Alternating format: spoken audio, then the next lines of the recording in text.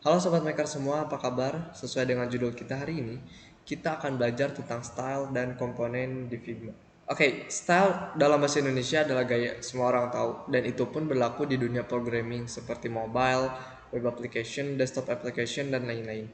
Nah, di dunia UI UX juga, style tidak bisa dijauhkan karena style salah satu main course-nya. Sesuatu yang berperan penting sekali dalam estetika sebuah desain. Terus dengan komponen, komponen ini adalah bagian-bagian kecil dari sebuah desain, bisa itu website atau mobile, yang nanti kita akan fokus pelajari bersama. Nah, contoh komponen yang akan kita lihat, teman-teman bisa masuk ke community-nya di Figma, terus pilih yang desain sistem. Teman-teman bisa cek di sini, dashboard constructor promotion, ini yang dibikin sama Spline One. Contohnya adalah seperti berikut. Kita besarin dulu ya. Dia punya button, dia punya tooltip, terus ini dia punya animation, tab, slider, avatar, banyak banget. Nah, komponen-komponen ini akan sering banget dipakai di desain kita. Jadi kenapa dibikin jadi komponen itu kita akan bahas di sub selanjutnya. Kenapa sih kita harus menggunakan style dalam UI UX? Sebenarnya style itu adalah fondasi yang dasar banget untuk seorang web designer ataupun UI UX designer yang lain gitu. Kenapa? Karena kita menyimpan sebuah style ke dalam variabel sehingga akan mudah kita panggil lagi dan akan mudah kita lakukan perubahan. Contohnya, di sini ada style yang pernah saya buat. Ini ada style untuk color dan di sini juga ada untuk poppins.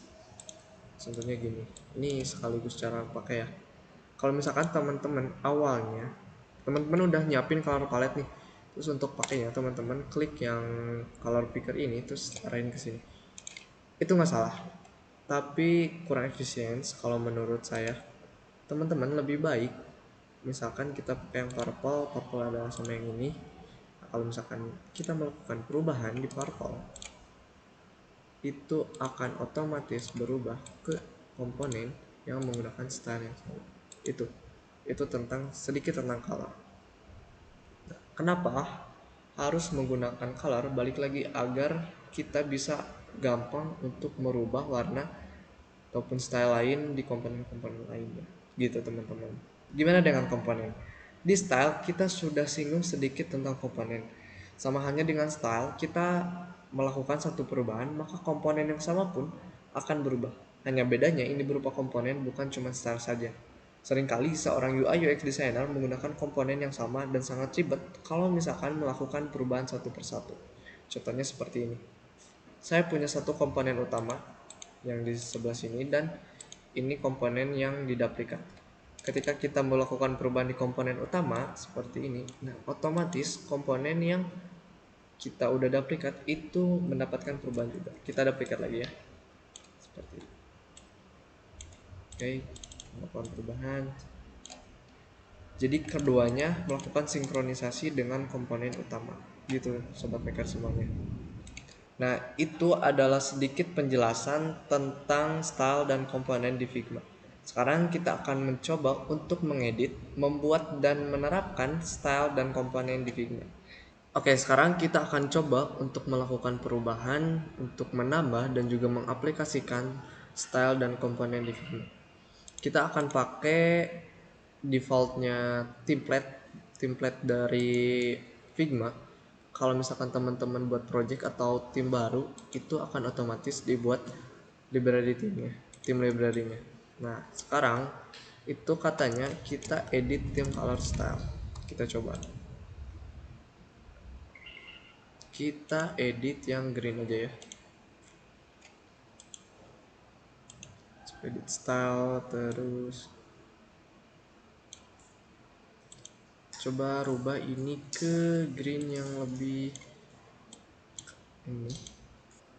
Terus green kita edit style dan copy. Bentar. Sama juga dengan yang ini. Kita nanti akan bahas tentang penamaannya ya. edit style. Kalau misalkan teman-teman udah ketebak ini kenapa namanya seperti ini, teman-teman bisa komen di bawah. Nah, sekarang kita akan coba bikin color style. Contoh, kita akan pilih warna kuning. Kita pengen lebih. Nah, teman-teman klik yang, kalau misalkan teman-teman hopper yang 4 titik ini, itu akan muncul tooltip namanya dengan textile. Teman-teman klik tambah. Nah, karena kita pakai warna kuning, kita tulis di sini yellow. Yellow ini nanti akan jadi folder yang nampunya atau grup. Nah, terus teman-teman klik slash dan 100. 100 itu untuk menandai opacity dari yellow. Kita akan bikin varian lainnya. Kita copy dulu deh. Terus ininya jadi 80. Kita sama simpan juga. Ini yellow, ini 80 berarti. Terus sama ini 60 udah, kita simpan juga. Kita udah bikin 3 varian dengan warna kuning. Nah, teman-teman bisa lihat di sini, ini adalah default yang dibikin sama Figma, sama juga ini green juga sama, terus ini gradient. Nanti kita akan bikin juga yang kayak gitu, dan ini yellow yang tadi kita bikin. Nah, terus gimana kalau misalkan kita bikin warna lain?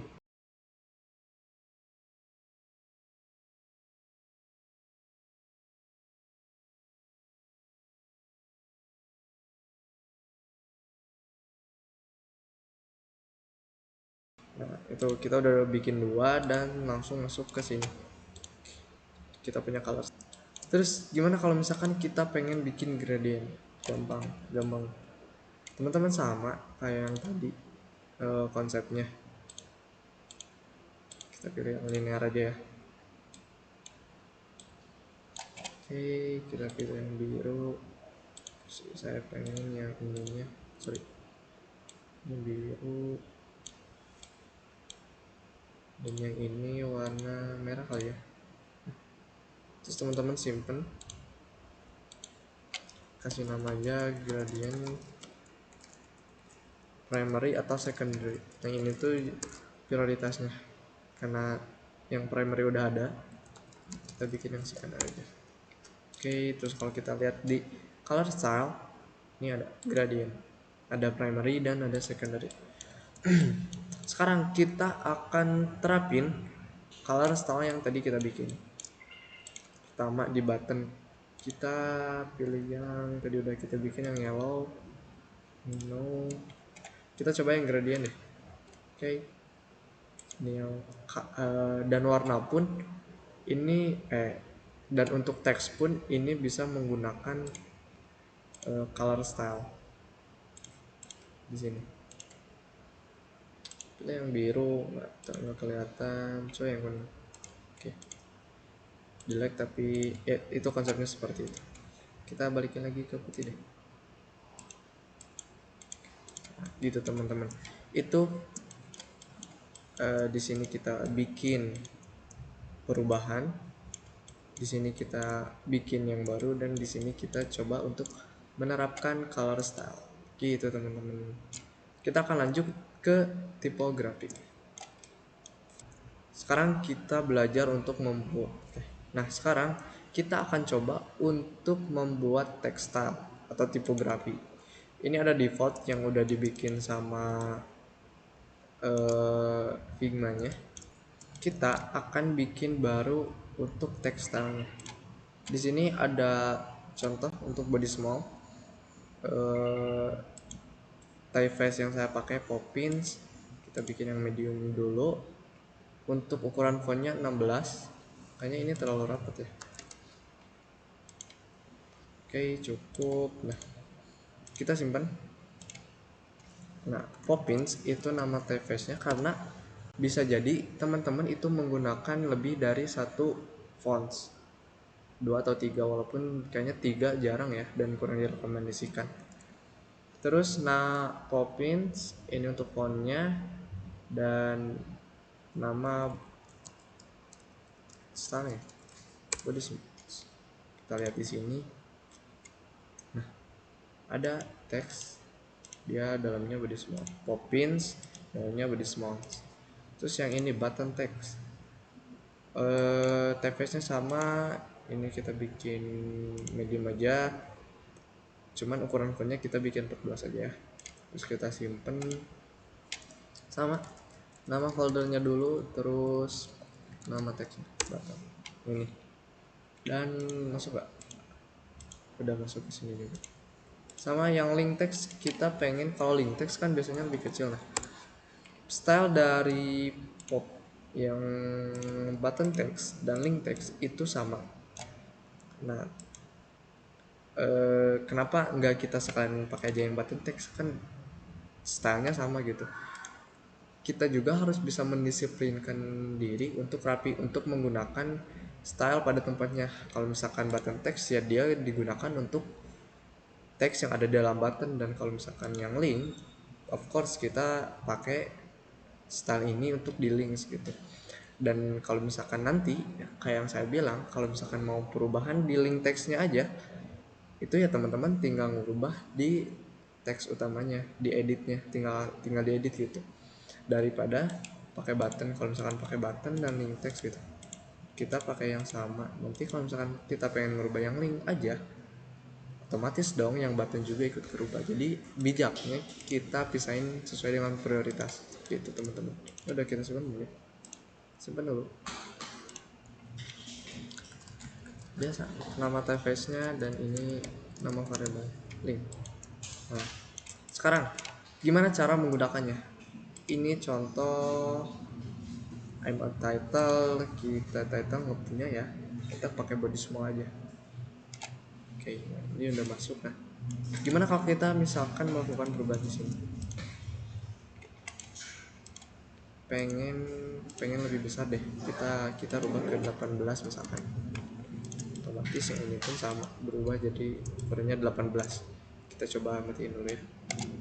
Itu kan jadi 18. Oke, kita link lagi. Nah, gimana kalau kita kan pakai link sama? Ini bisa juga. Dan kalau misalkan pakai button gitu teman-teman. Nah, gimana cara ngeditnya? Teman-teman nggak usah diklik ini bisa lihat di sini ya. Ada textile, terus Poppins, button kita pengen jadi 16 gitu. Ya udah, rubah. Gitu untuk cara ngedit, itu cara menggunakan dan cara menambahkan textile yang baru. Selanjutnya, nih teman-teman bisa lihat di sini ya. Selanjutnya kita akan belajar tentang komponen. Oke, selanjutnya kita akan belajar tentang komponen di Figma. Nah, di sini tim library udah nyiapin contohnya. Ini kursor. Ini untuk kursor yang default. Di sini ada tulisannya, dan ini untuk kursor yang pintar. Cara bikin komponennya gampang. Teman-teman klik kanan, terus create komponen, atau teman-teman bisa pakai shortcutnya Ctrl Alt K gitu teman-teman. Sekarang kita akan coba bikin yang baru. Misalkan saya punya frame ini warnanya sesuai yang tadi kita bikin, gradient. Terus saya punya rectangle juga, warnanya kita set yang ini. Terus untuk teks kita sembarang aja karena biar ini pakai link gitu. Terus ini udah kita udah nerapin ya, tekstilnya kita pakai yang link. Oke. Nah, terus create komponen. Nah, selanjutnya gimana cara menggunakan komponen yang udah sobat maker bikin? Teman-teman masuk ke tab assets di sini. Nah, ini akan muncul komponen yang udah tadi kita bikin. Ini kursor yang default. Sebenarnya gini, teman-teman tinggal drag aja dari sini, dan ini juga lokal komponen yang sama yang tadi kita bikin di sebelah sini. Nah, kalau misalkan teman-teman pengen merubah komponen yang ini, yang frame, misalkan ini lagi pengen di bawah, ini pengen di tengah, nah, ini otomatis juga ikut gitu. Ini teksnya bisa dirubah nggak? Bisa. style tipografinya bisa dirubah, bisa juga warnanya bisa, jadi masih tetap fleksibel. Oke, nah kalau misalkan teman-teman ini nggak mau ngeling sama yang di komponen ini, ya udah tinggal di detach gitu. Atau pengen ngereset deh, nggak mau ada perubahan gitu, ini tinggal di reset gitu. Jadi sama lagi dengan yang ini. Itu tentang gimana cara menggunakan komponen dan membuat komponen, semoga bisa dipahami ya. Terus publish theme library, jadi setelah kita bikin style itu kita bisa melakukan publishing. Itu kalau misalkan kita bikin style di beda file atau beda folder gitu dengan project yang dibikin. Kayak misalkan di sini kan tadi kita udah bikin ya, namanya fuchsia gitu. Di sini ternyata nggak ada. Itu karena kita belum melakukan publish. Coba publish. Masuk ke sini dan publish 16 perubahan. Di sini ada banyak banget perubahan yang udah kita bikin, ada juga yang nggak kita rubah.